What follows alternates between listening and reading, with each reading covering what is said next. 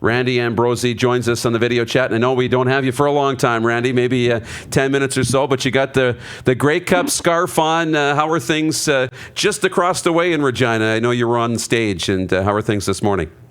Yeah, it was great to be part of this, of the rollout. Obviously, kind of the official kickoff now of Grey Cup 2020. And, I don't think I'd have to convince you that this is going to be a great upcoming season, and it'll culminate in what I expect will be one of the biggest Grey Cups in CFL history. What was on the mind of the fans this morning as part of Randy's road trip and your visit to Mosaic Stadium?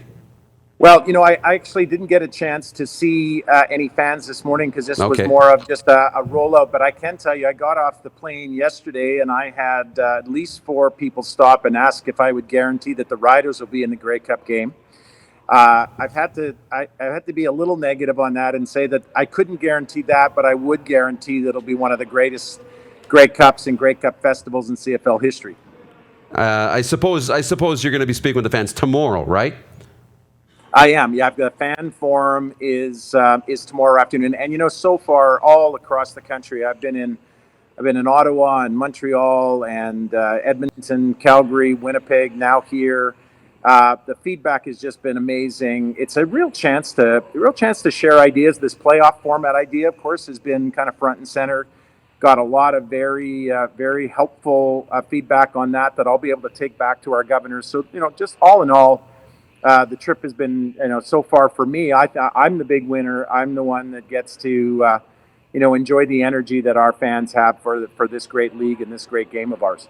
I'm glad you brought up the playoff format, John. John's been waiting all morning to ask you about the playoffs, Randy. So John Lynch, be gentle, John. Okay, I'm a little bit confused about it, Randy. The way it's been laid out to me is that the top 2 teams in the West and East are given a bye, correct?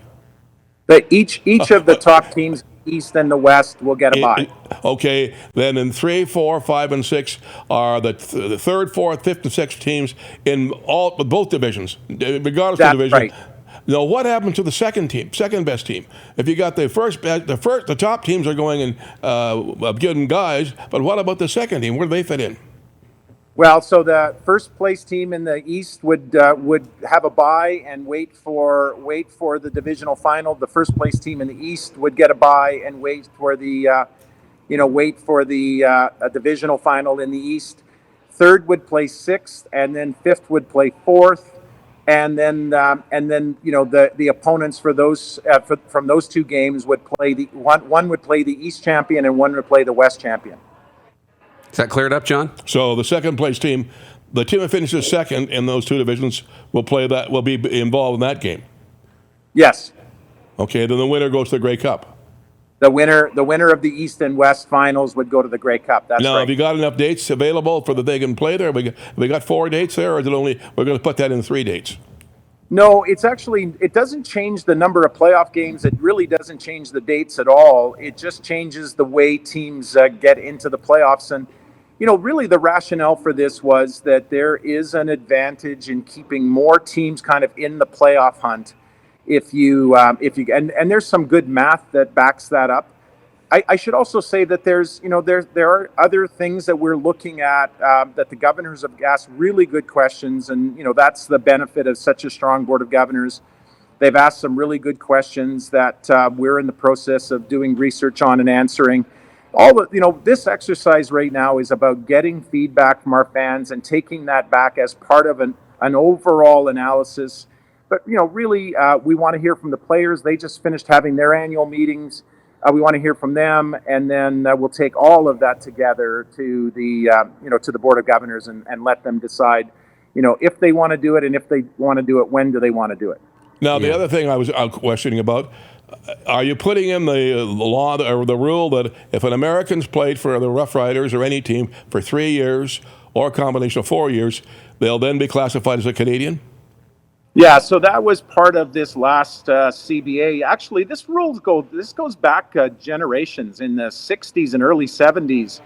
In fact, I think you probably remember that Angela Mosca played as a Canadian, and what this was attempting to do is to bring more stability to our rosters, to really reward our players from America, to really reward them for staying in the CFL and staying with their team. This has been a real theme amongst the fans over these past few years that I've heard loud and clear, is they want to see us kind of go back to those days where CFL rosters were more consistent and more stable. So, this was an attempt to doing that. I think we have to have ongoing conversations with the players. We'll see how this works.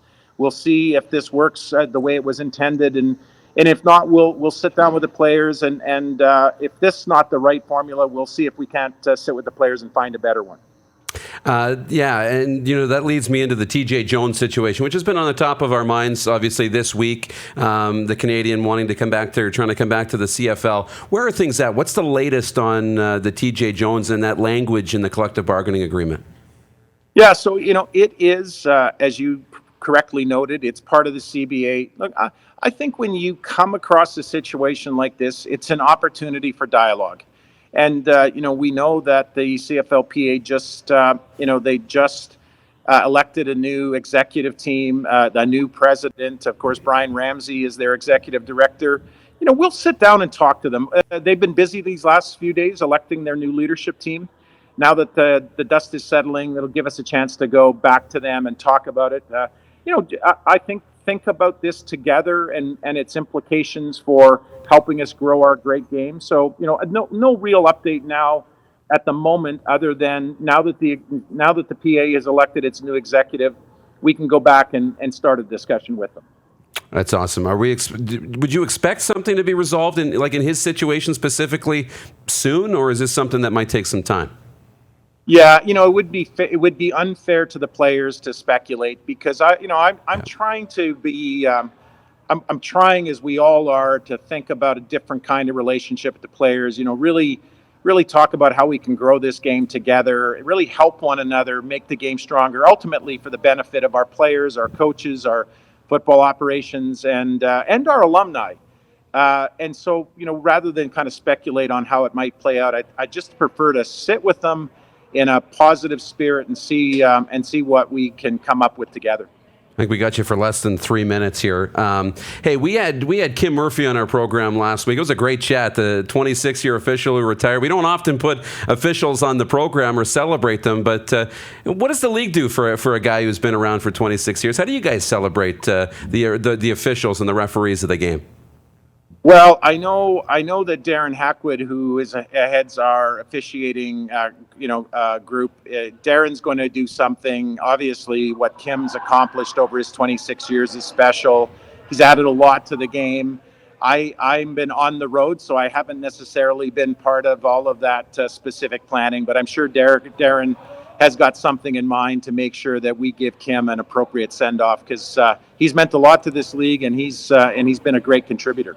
Awesome. I love seeing all the new ideas. The one thing I like, willing to, make changes to rules and address situations. Doesn't matter if it's in the off season or if it's in season. But one of the things Clark tells me that came up, correct me if I'm wrong, across your fan tour, Randy's road trip, TikTok. We might see you on TikTok soon, Randy? I said that I TikTok, and then I threw in one that causes my girls to roll their eyes. I said I like a good snap face as well, and so yeah, that gives you a bit of a sense of how tuned in I am. But no, listen, we're trying to embrace all of the new mediums and get our story told, to fans of all ages, and the young and the young at heart. That's awesome. Hey, I got a TikTok account recently. Still don't really know how to use it, but I expect to see you on there soon, Randy. Before we let you go, one fan question, because we like to include our fans, and this is from Chris Cooper on the Facebook wall. He says, can you ask the commissioner if the CFL might consider having merchandise from all teams available in cities all across the country? All other leagues seem to have jerseys and merchandise available from other teams than just their home city available in stores. And I know the Jersey cities probably do, but... Yeah, I think this is a topic, in fact, I know this is a topic that's come up. In fact, one of the things that was specifically asked about on several of my stops this year is, can we get more CFL merchandise? I'm talking about CFL, the league logoed items that people have explained to me, they're not just fans of their team; they are fans of the league, and would want to proudly wear their CFL colors. So I think we've got a little bit of work to do. I am going to take this idea back to back to the team at CFL headquarters and talk more about it. But I thank your fan for that question and tell you that I do think there's an opportunity to expand our merchandising strategy, but I'll take it back to the experts and let them work it out. 30 seconds or less. Jason Bisick writes in on the feed, and I got the same question. Your thoughts on the XFL, if you can do that in 30 seconds? Yeah, look, it's still early days. Of course, last year at this time we were talking about the Alliance, and the questions were, what impact would the Alliance have on us? Right now our biggest priority is to focus on building the biggest, strongest CFL possible, our ambition to being the biggest global football league in the world, working with our Alliance partners as we have now built this 14-nation partnership. That's going to preoccupy most of our time. And, listen, meantime, we're watching the XFL. It's had a relatively small effect on us this year, but we'll keep watching. And frankly, we're rooting for them. We're rooting for football. We want to grow the game. And, when people are playing more football, it's good for our future. Absolutely. And competition's a good thing. It'll bring the best out of everybody. Randy, appreciate you squeezing us in here on a busy day in Regina. Well, it's nice to talk to you and say hi to all my friends there. We will. Thanks, Randy. Thanks, Randy. You're watching Rod Pedersen On Demand. For more of The Rod Pedersen Show, visit rodpedersen.com or follow Rod Pedersen on social media.